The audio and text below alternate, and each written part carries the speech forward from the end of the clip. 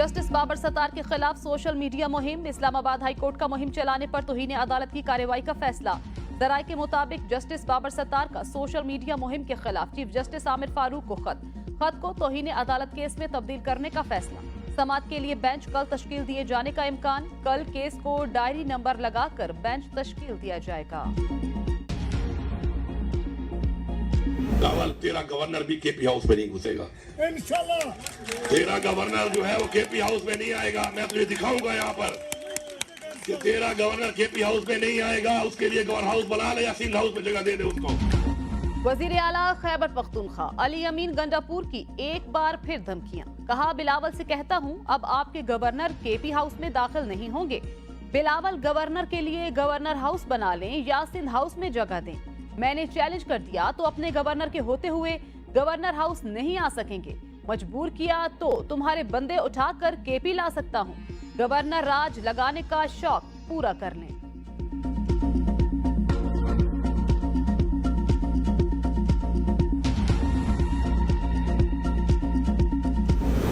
खैबर पख्तूनख्वा में टाइगर बामुकाबला ज्याला। अली अमीन गंडापुर की धमकियों पर गवर्नर खैबर पख्तूनख्वा फैसल करीम कुंडी का रद्द-ए-अमल। कहा, विफाकी हुकूमत ने फंड्स रोक दिए तो आप क्या कर सकते हैं। आप विफाकी हुकूमत को धमकियां दे रहे हैं, गवर्नर राज नहीं लगाना चाहते। वजीर आला खैबर पख्तूनख्वा डिलीवर नहीं कर सकते, सियासी शहीद बनना चाहते हैं। क्या वजीर आला खैबर पख्तूनख्वा 9 मई दोहराना चाहते हैं। सुन्नी इत्तेहाद कौंसिल की मखसूस नशस्तें दीगर जमातों को देने का फैसला मुअत्तल। दरखास्तें समाअत के लिए मंजूर। सुप्रीम कोर्ट के हुक्म का इतलाक माजी से नहीं आज से होगा। सुप्रीम कोर्ट ने मखसूस नशिस्तों का केस जजेस कमेटी को भिजवा दिया।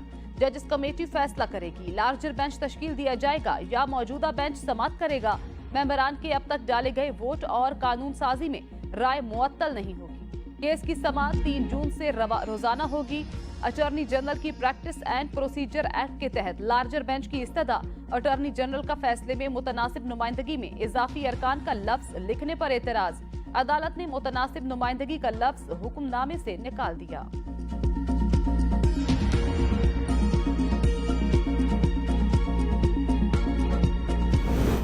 कानून में कहां लिखा है बची हुई नशिस्तें दीगर सियासी जमातों में तकसीम की जाएंगी। हमें अवामी मैंडेट की हिफाजत करनी है। जस्टिस मंसूर अली शाह के केस में रिमार्क्स। कहा, जमहूरियत का एक असूल मुतनासिब नुमाइंदगी है। जितनी नशिस्तें जिस जमात की होंगी उसी तनासुब से उसे मखसूस नशिस्तें मिलेंगी। सुन्नी इत्तेहाद कौंसिल को सिर्फ इस वजह से नशिस्तें नहीं मिली, उसने अप्लाई नहीं किया। जस्टिस अतर मिनल्ला ने रिमार्क्स में कहा, कानून में कहां लिखा है इंतखाबी निशान ना मिलने पर सियासी जमात इलेक्शन नहीं लड़ सकती। सियासी जमात को इतनी ही मखसूस नशिस्तें मिल सकती हैं जितनी जीती हुई नशिस्तों के तनासुब से बनती हैं। एक सियासी जमात के मैंडेट को इनडायरेक्ट तरीके से नजरअंदाज करना क्या दुरुस्त है।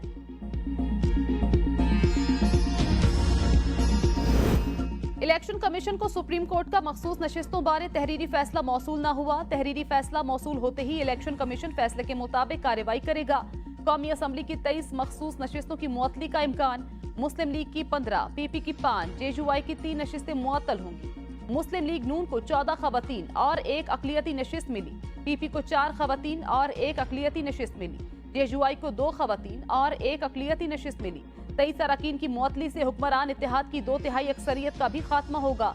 कौमी असम्बली सेक्रेटरीट के मुताबिक मखसूस नशिस्तों पर बाद में 23 अरकान ने हल्फ लिया। सुप्रीम कोर्ट ने हमें कोई हुक्मनामा जारी नहीं किया। इलेक्शन कमीशन के हुक्म या नोटिफिकेशन जारी होने पर अमल होगा।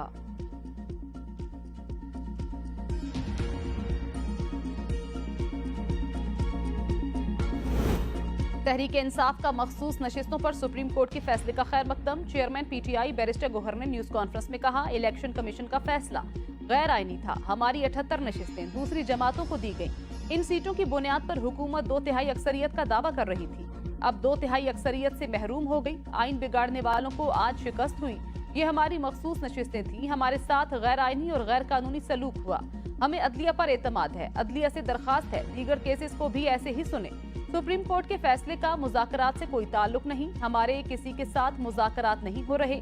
मुज़ाकरात हुए तो सबको एतमाद मिलेंगे।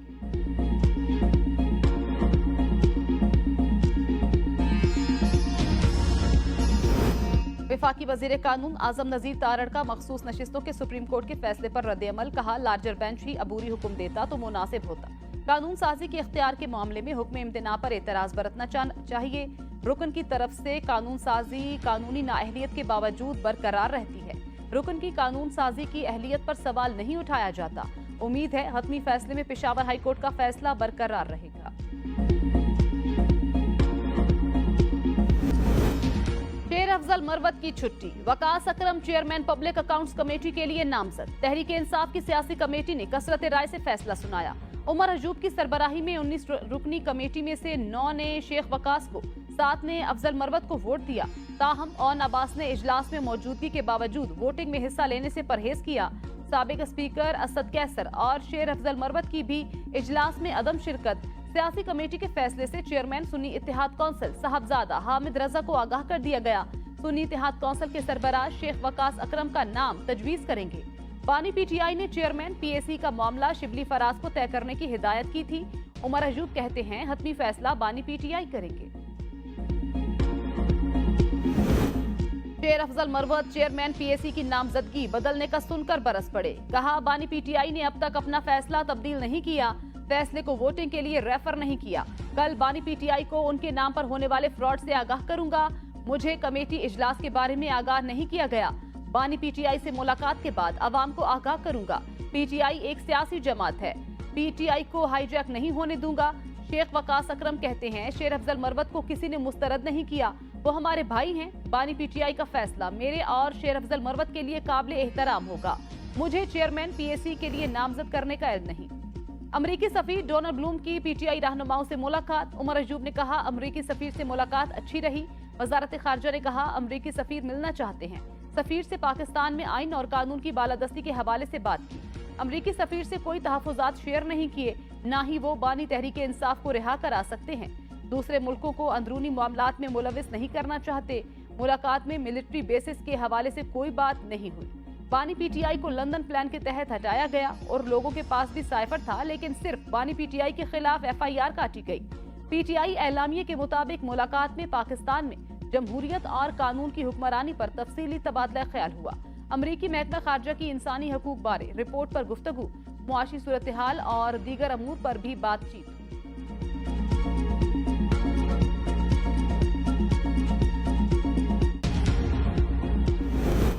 SIFC के प्लेटफॉर्म से मंसूबे मुकम्मल किए जाएंगे। वजीर आजम शहबाज शरीफ का सऊदी वक्त के एजाज में इशाइये से खिताब।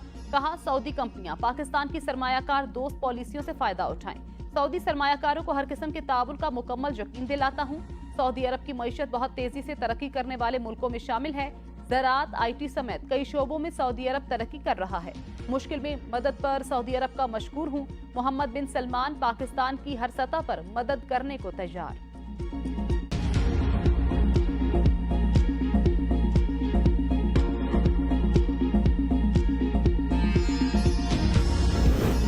वज़ीर आज़म शहबाज शरीफ से सिर्फ 2 हफ्ते की मुलाकात के बाद हम पाकिस्तान आए। सऊदी नायब वजीर सरमायाकारी इब्राहिम अल मुबारक का तकरीब से खिताब। कहा पाकिस्तान आना सबूत है, हमारी दोस्ती शराकतदारी बहुत अहम है। वली अहद की हिदायत पर हम तेजी से पाकिस्तान आए और मौके की तलाश पर तबादला ख्याल किया। पाकिस्तान को अपने मुल्क की तरह समझते हैं। उम्मीद है मुस्तकबिल में मजीद ऐसे दौरे होंगे। ज़ाती तौर पर पाकिस्तान का तवातुर के साथ दौरा करता रहूंगा। पाकिस्तान के प्राइवेट सेक्टर ने बहुत तेजी से रिस्पॉन्स दिया। हर किसी ने अपनी दिलचस्पी जाहिर की। पाकिस्तान से सऊदीया के ताल्लुकात हमेशा से मजबूत हैं, मजीद मजबूत होंगे। सऊदी वली अहद शहजादा मोहम्मद बिन सलमान का आइंदा हफ्ते दौरा पाकिस्तान मुतवक्के। तारीखों को हतमी शक्ल देने पर काम जारी। सऊदी वली अहद वफ्द के हमरा पाकिस्तान आएंगे। मोहम्मद बिन सलमान के दौरे में $5 अरब की सरमायाकारी के फैसलों पर अमल दरामद की यादाश्तों पर दस्तखत मुतवक्के। सऊदी वली अहद का 2019 के बाद से पाकिस्तान का पहला 2 तरफा दौरा होगा। शहबाज शरीफ सऊदी वली अहद के दौरे से मुतल्लिक इंतजामी अमूर की खुद निगरानी करेंगे। ABN न्यूज की कोशिशें रंग ले आईं। वफाकी वजीर राना तनवीर का कीड़ों वाली गंदम की दरामद का नोटिस। आला सतह की इंक्वायरी कमेटी तश्कील। 3 रुकनी कमेटी की सरबराही फूड कमिश्नर करेंगे। तहकीकाती कमेटी कीड़ों वाली गंदम इम्पोर्ट होने की शफाफ तहकीकात करके जामे रिपोर्ट पेश करेगी। वफाकी वजीर के मुताबिक नाकिस और गैर मयारी गंदम की इम्पोर्ट में मुलविस किरदारों के नाम सामने लाए जाएंगे। सबसे पहले ABN न्यूज ने कीड़ों वाली गंदम दरामद होने की खबर दी थी।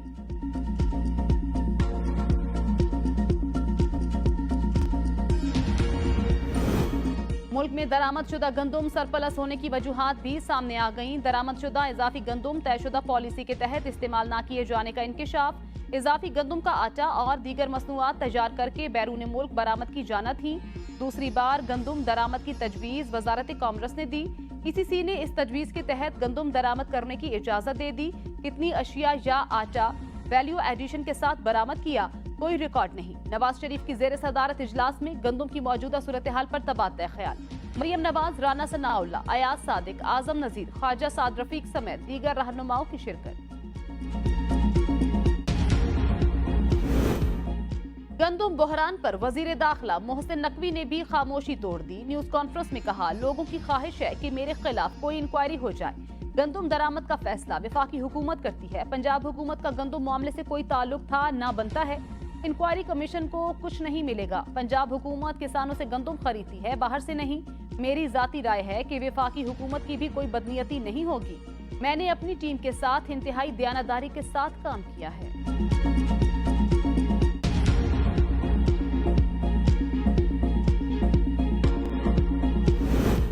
खैबर पख्तूनख्वा काबीना का पेशावर के बजाय केपी इस्लामाबाद हाउस में इजलास। पेशावर से बाहर के सूबाई वज़रा को पेशावर में घर के किराया के लिए 2 लाख रुपए माहाना देने की मंजूरी। पहले सरकारी रिहाइश न रखने वाले वज़रा को 70,000 रुपए दिए जाते थे। बैरिस्टर सैफ के मुताबिक घर के यूटिलिटी बिल्स की अदायगी भी इसी 2 लाख में शामिल होगी।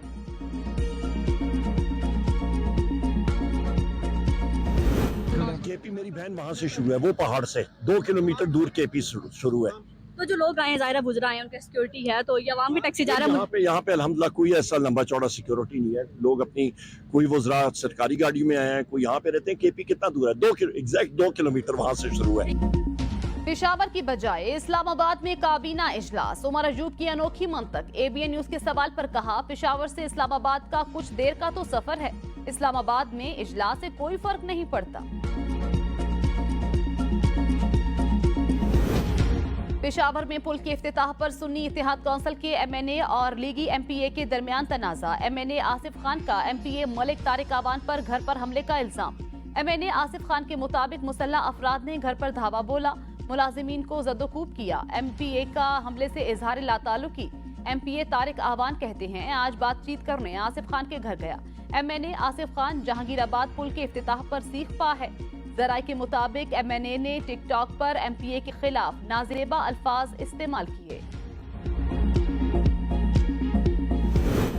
इस्लामाबाद हाई कोर्ट में बानी पीटीआई और शाह महमूद कुरैशी की साइफर केस में अपीलों पर समाअत। एफआईए प्रोसिक्यूटर हामिद अली शाह ने अदालत को ऑफिशियल सीक्रेट एक्ट का सेक्शन 5(1)D पढ़कर सुनाया।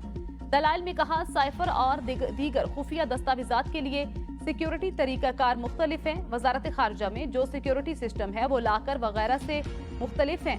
किसी भी जिम्मेदार शख्स का खानदान या मुलाजिम खुफिया दस्तावेज वसूल नहीं कर सकता और ना दस्तखत कर सकता है। जस्टिस मियां गुलहसन औरंगजेब ने इस्तफसार किया, क्या आजम खान ने साइफर कॉपी मौसूल करने पर वसूली दस्तखत किए थे? प्रोसिक्यूटर ने जवाब दिया, आजम खान ने खुद नहीं बल्कि स्टाफ ने साइफर दस्तावेज मौसूल किया। आजम खान ने बयान दिया, उन्हें साइफर कॉपी दी गई, वो उन्होंने वजीर आजम को दी। अदालत ने कहा, एक में बरियत है तो इसका मतलब ये नहीं सब में बरियत है। साइफर केस में अपीलों पर समाअत बुध तक मुलतवी।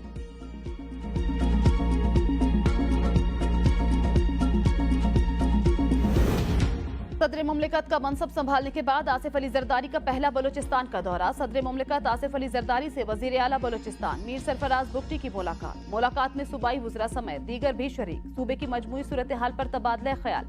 सदर मुमलिकत आसिफ अली जरदारी के कोयटा पहुंचने पर गवर्नर और वजीर आला बलूचिस्तान समेत सूबाई वज़रा और अरकान असम्बली ने सदर का इस्तकबाल किया।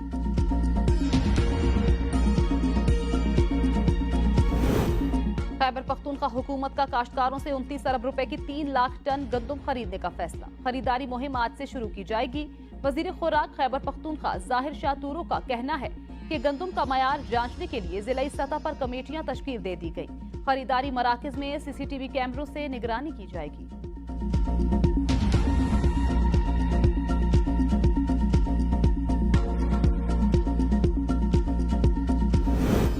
आवाम को रिलीफ देने के हुकूमती दावे वफा न हो सके। यूटिलिटी स्टोर्स पर आटा और चीनी ओपन मार्केट से भी महंगी। सरकारी सतह पर गंदम की कीमत में कमी के बावजूद यूटिलिटी स्टोर्स पर आटे का निर्ख आम मार्केट से ज्यादा। यूटिलिटी स्टोर्स पर 20 किलो आटे का थैला दस्तयाब ही नहीं, 10 किलो आटे का थैला 1380 रुपए में दस्तयाब। ओपन मार्केट से 380 रुपए महंगा। ओपन मार्केट में चीनी की फी किलो कीमत 145 रुपए। आइन के तहत चीफ इलेक्शन कमीशन बनने के लिए जरूरी नहीं कि हाईकोर्ट का जज हो। कहीं नहीं लिखा कि सिर्फ जज को ही चीफ इलेक्शन कमीशन लगाया जाए। Chief justice Lahore high court के इलेक्शन कमीशन की तश्कील नौ के लिए दायर दरखास्त पर समाअत में रिमार्क्स। दरखास्त गुजार को दरखास्त के काबिल समाअत होने पर तैयारी के लिए मोहलत। समाअत 15 मई तक मुलतवी।